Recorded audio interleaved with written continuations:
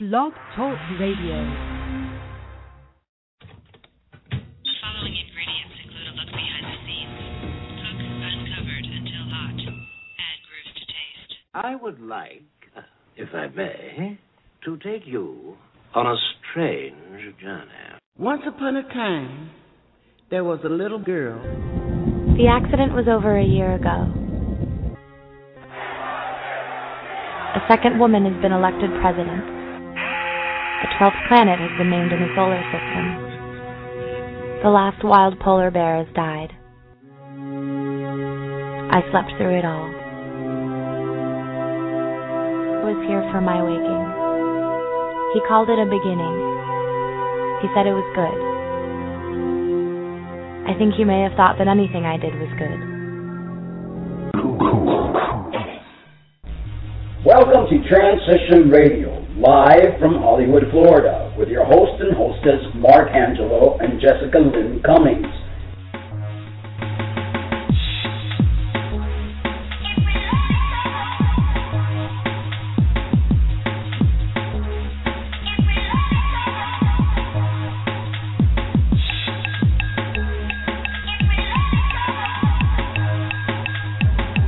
Show for trans folks by trans folks, here to let your voice be heard.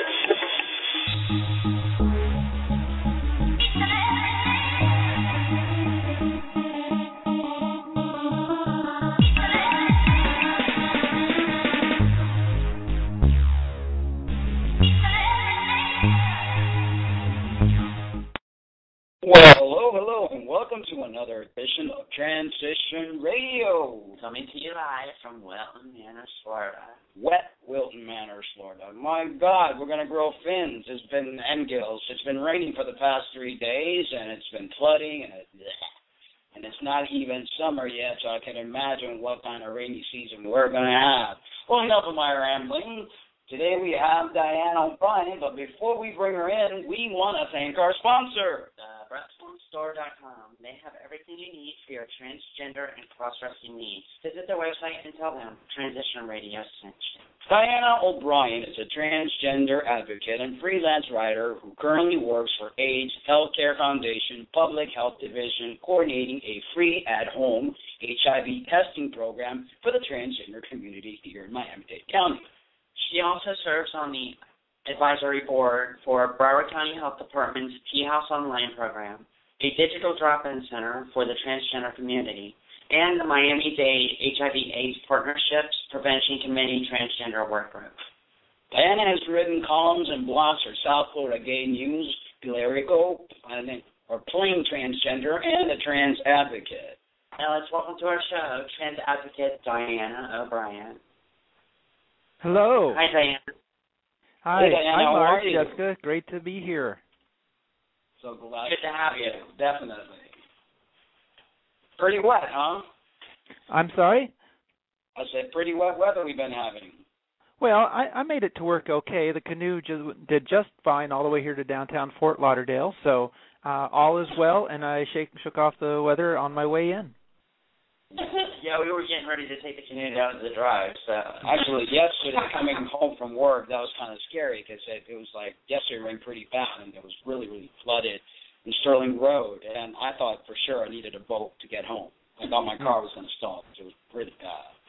But anyway, enough of the weather, and we're very glad to have you, and I know you've been doing a lot of great things for the trans community, and we wanted the listeners to know a little bit about you. So tell us a little bit about Diana O'Brien. All right. Well, I am a 42-year-old woman whose sex was assigned male at birth. I identify as a woman, as a trans woman, as a transgender woman, and a transsexual woman. All of those work for me. That's my gender identity, and it shouldn't be confused with sexual orientation. I'm also pansexual and have yet to find a combination of sex and gender I don't find attractive. I began exploring my gender identity and allowed the identity to emerge just over 3 years ago when I was 39. In March 2010, I began my physical transition by setting a goal based on body mass index, the BMI, that would be a healthy weight for a woman of my stature. And I lost 60 pounds in 6 months, went to college to learn electrolysis, and I've done a lot of my own permanent hair removal. About 180 hours I've got in on that already. In January 2012, I socially transitioned, what's commonly called going full-time, and in May of 2012, I began cross-sex hormone therapy. A few other hats that I wear, as you mentioned, I'm a freelance writer and had some columns published by South Florida Gay News, Bolerico, Planet Transgender, and Trans Advocate. And, I work with the Miami-Dade HIV/AIDS Partnership Prevention Committee, Transgender Work Group, T-House Advisory Board. I used to serve a little bit with SunServe as a facilitator for one of their support groups and on their advisory board. And I've done some consulting work with GID reform advocates with local healthcare providers. That's it in a nutshell where I'm at. Some of the things I'm hoping to do is to continue educating myself in multiple disciplines because I want to be an effective advocate for the improvement of and access to transgender health care. Also working right now to provide a social nexus for the community with a new project that I have, which is the South Florida Transgender and Intersex Connects. And that's based on a Facebook webpage, and we're hoping to have some great events coming up really soon. And I also do some consultant work on name change and gender marker change. So what time do you have for free time? Well, this is what I do for my free time. I'm very privileged to be able to do what I enjoy doing, for things for our community.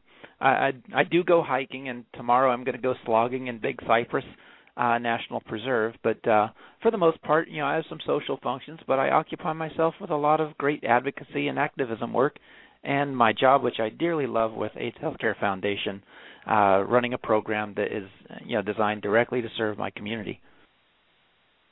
And that's a beautiful thing when you get to do what you love. What is slogging? Slogging? Yeah. Slogging is, have you ever had to walk through a really deep puddle full of mud and stuff? No. Okay. All right. Well, you've been privileged to have a canoe, obviously. So slogging is kind of roughing it through the mud and whatever. But it's a great hiking out there in Big Cypress, and anyone who can go an hour west of Fort Lauderdale will be amazed to discover a wilderness that they can just walk right across all day long and barely see signs that any human's ever been there.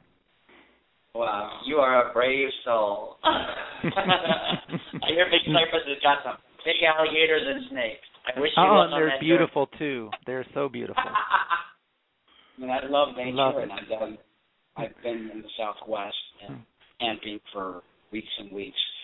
But mud is not my kind of thing. Snakes, alligators.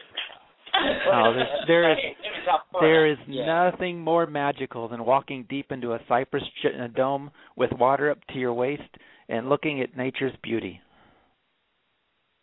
That sounds nice, but scary at the same time. So. Well, I keep a nice walking stick. Go ahead. No, okay. Well, that's the trick. Okay, at least you got something to protect yourself. Let me ask you, what made you decide to transition, and what advice do you have for those that are thinking about embarking on this journey? Well, it took me a long time to really allow my own gender identity to emerge. Obviously, I didn't quite understand why I was different, even from being very, very young. And there was really no role model around me for me to model my own socialization or behavior. I didn't really understand why I was different. I just knew that something wasn't right. And those things that got me in trouble and beaten and everything else, I repressed for a really long time, try to survive. It wasn't until my late 30s I actually was able to deal with some of that and figure out who I am and, become what I needed to become to be healthy and whole. Now, as far as what advice I would give other people is, it's so very important to be able to live an affirmed and authentic life. And we need to give ourselves the freedom to explore and let that emerge. And be aware it can cost us a lot, but the return on investment is so great compared to the things we lose. Mm-hmm. I could not agree more with that. So let me ask you this, and this is not part of what I wrote down for you. You're into nature, and we see that nature has many different expressions. do you believe that we as transgender people are here to fit the mold box of male or female, or do you believe that we're here to break from those molds and bring forth a different message to our planet, to our people, that we are sort of evolution of sorts to break away from this gender box that we're so placed in? Well, I think there are some really important social advances that transgender people can contribute to in understanding gender roles, gender identity, and things like that. I wouldn't characterize my feelings as beliefs, though. I think a lot of the things that I hold to are more or less facts of biology. And as someone who is very science oriented, I look to the observation of our experience in physical world to understand my experience. And I'm not really a sociologist per se. I would say more. I love the very geeky details of biochemistry and various things that come into play in what makes us who we are. So all these there are certain things about our identities and our development that are innate. Some of it is gene expression, some of it is developmental, but all of it as a package is something that becomes who we are, and then we have all of these pressures around us to conform or not conform to somebody else's idea of how we should behave or how we should conceive of ourselves. And I think it's important to free ourselves and allow our own understanding of ourselves to form rather than try to figure how am I going to meet someone else's expectations. Yes, very much. So let me ask you, who has been your inspiration? Well, in terms of trans folk, right now, because I've been out in the community a while, I could point to several dozen people who I think are inspiring. But as I was emerging and my own identity was forming, I had no inspiration. I had no one around me as a role model or an example to look to. And so in that respect, I didn't really have a role model.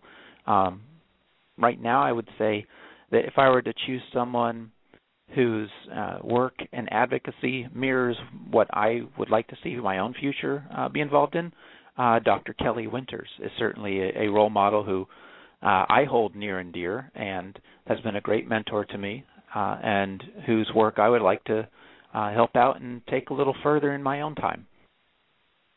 She's great. We had her on our show a couple weeks ago. Last week, Yes, I know. Yes, she is definitely very inspiring with her articulateness and the way that she speaks, and very well-spoken individual. She's a great person. So you write for the South Florida Gay News, as well as other publications. What got you into writing and advocating? Well, I've always liked writing and kind of putting my own thoughts into words, but it was kind of on the occasion of going to my first Marlins game as a woman that brought me to write something that I thought was good enough to publish. And I sent that over to a friend of mine at South Florida Gay News, and he loved it and said, let's publish it. And since then, I've had a number of things published with South Florida Gay News, and some things have been picked up by some of the national blogs. Awesome. National blogs. Are they out already, or are they soon? Oh yeah, Bolerico.com. I've had several articles and columns that have been posted on Bolerico, and Planet Transgender put some of my stuff up. And Trans Advocate put some of my work on a defamation thing that went down earlier this year. Yeah, and there's a couple other outlets, but those are kind of the ones that are more well known. Awesome. I'm going to throw another question here. Sure. As you evolved in your transition, would you say that your old self has been a great inspiration to you, has taught you, and has helped you be the person that you are today? Or are you of the mindset that wants nothing to do with the person that you were born as, the body that you had to deal with all through the years? How do you feel about You know, if well, I look at it this way. I like myself pretty well right now. And that's not to be conceited or anything, but I think I'm a nice person, and I like the kind of person I am. I like how I've turned out. So in that regard, you know, where I came from is part of how I got here and who I became. So I don't regret in any way the life that I've lived or the experiences I've had or the path that I've taken to my transition. You know, I don't know that if I had transitioned at 15 or 18 or 20 that I'd be the same person. And since I kind of like myself, you know, I'm happy that I went that path. So I appreciate everything about my experience being socialized as a man and going through the wrong puberty and developing all the characteristics that are associated with being a male and having to overcome the obstacles in order to, you know, be my true self. They've all been very informative in shaping the person that I have become. That's important. A lot of people hate their own selves, really want nothing to do with that. I think that's bizarre because without the other half, you can't be a whole. And I think that we are who we are today because we've learned to have that balance of our yin and our yang. Everything's energy, right. in my opinion. And just because my gender identity developed discordant with the development of my primary sexual characteristics, I don't think that's a reason to hate myself or for anyone to hate themselves. Or you know, I don't mean, I'm not talking about body aversion or dysphoria or anything else, because those things go along with it. Those things need to be corrected. There's some medically necessary care that we need to have, and there's some social transition that needs to take place. And I'm not talking about that, but the things that we have in our lives that make us who we are very important, and none of it should give us any shame. Absolutely. Well, tell us a little bit about the free home HIV testing program, and go ahead and... Oh, I was waiting for you to ask, because that's what I'm really excited to talk about. In February of this year, AIDS Healthcare Foundation hired me to coordinate a home-based HIV testing program for Miami-Dade County. It's specifically designed to help trans people, and that's anyone under the transgender umbrella, not just M to F or F to M. Anyone who identifies as transgender, transsexual, gender nonconforming, you know, this program is for them. And it's designed to help overcome barriers that we have to accessing HIV testing and care. Now, the program also provides the same service to what we call in the business MSM, which are men who have sex with men. We don't use gay or bi because there are a lot of men who have sex with men who don't identify as that. So we're not talking about identities as much as classifications. So we do provide that service to them as well. But some of the barriers that trans people face in accessing these are transportation. Obviously, a lot of us have no transportation or limited transportation, and it can be very difficult to get to a place where you can get tested. Some of us are sick, and there are health limitations that prevent us from getting care. But then more importantly and more often, there's such stigma associated with HIV and stigma associated with going to a testing center or a clinic. And also we in the trans community, and you all know this as well as anyone, we have a history of being mistreated by healthcare providers. And so that I can provide this service to our community is just a great asset for people. For those who are finding it difficult to access affirming and clinically and culturally competent healthcare, this is one more way of overcoming some of those barriers. Now, you might ask why would we even target the trans community? I've actually had some folks, you know, upset that the trans community was being targeted. Well, no one's being targeted, but we see a need, and the need is based on HIV prevalence. Now, there's some startling numbers out there that you may or may not be aware of. There have been a lot of studies about HIV in the transgender population, and some of the studies are seriously flawed. A lot of times, trans people are lumped in with men who have sex with men, and so there's no distinction made. But in the studies where they've separated out those numbers, we find some extraordinarily high rates, much higher than in the general population. To give you an idea, in this country we've got about 330 million people living in the United States, and 1.1 million, a little over 1.1 million of them are living with HIV. That's 0.003% of the population. Now, Broward County and Miami-Dade County have the highest incidence of new HIV cases in the entire country. But you want to know the numbers when it comes to, and specifically trans women. Studies have found that the HIV prevalence among trans women is 27.7%, not 0.003% as the general population. 27.7% of trans women are HIV positive. A lot of them don't even know it. That's 4 times higher than even for men who have sex with men, because it's very high in the gay community. But here's another thing. Trans women of color, African American trans women, the HIV prevalence is 56%, which is just unbelievable. More than half of trans women of color in this country are HIV positive right now. And there really are no good numbers for trans men or gender nonconforming people that don't identify as M to F, but the numbers that we do have on M to F are just extraordinary. And so we need to help get care to this segment of the community, which is just at such a high prevalence rate for HIV. Besides the testing, what else does the program provide? Well, our program's not only for testing. A couple of things that we do. I go out and I do outreach. I can go to somebody's home and we can talk education, outreach, identifying risk factors, coming up with coping mechanisms to avoid putting ourselves at risk. I also do linkage to care. If someone is positive, we can get them into care. AHF has wellness centers and healthcare services that we can get folks into care to see doctors at low or no cost.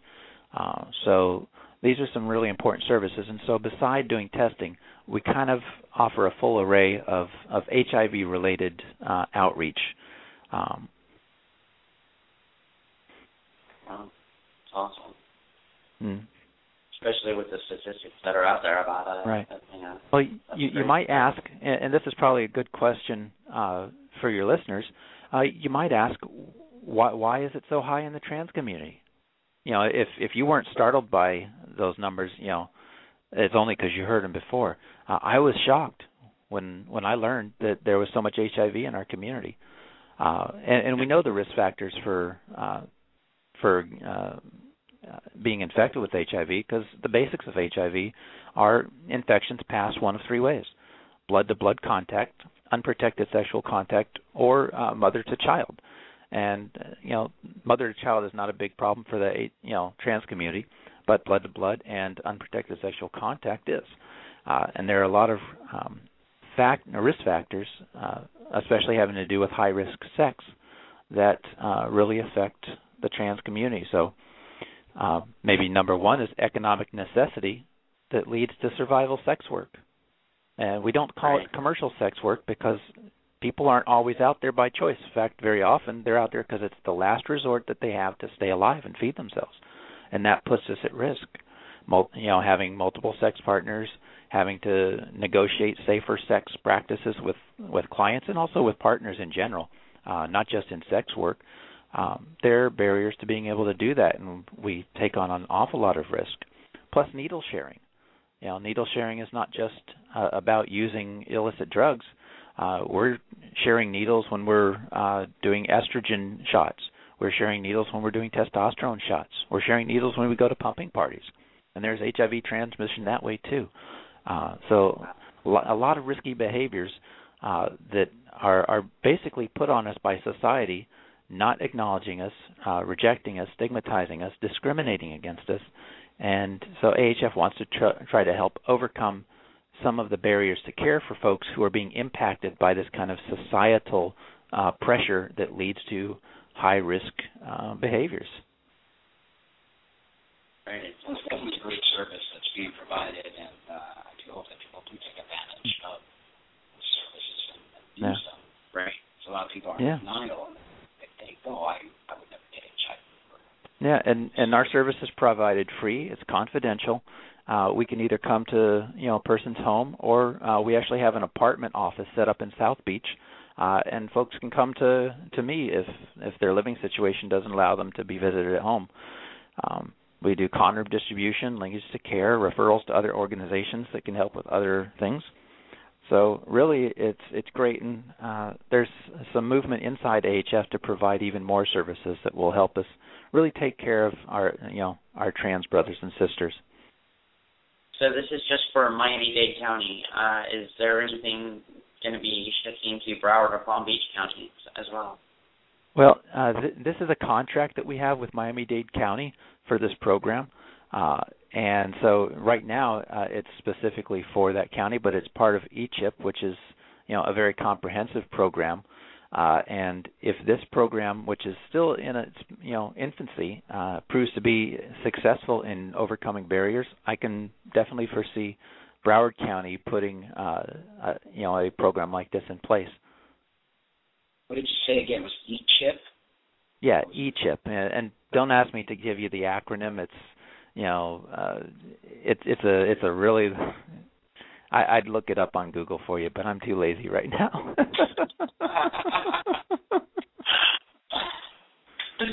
Oh God. Well, that's fantastic. Let me ask you, what is in your future plans, and what would you like to see change in our community? Well, a lot of my future plans have to do with making this program work for our community and hopefully being able to see it expand. But overall, I'm really on a path to educate myself in multiple disciplines. I think I mentioned that earlier.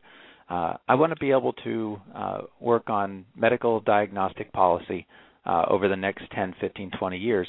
And so I'm getting myself the education to be able to do that.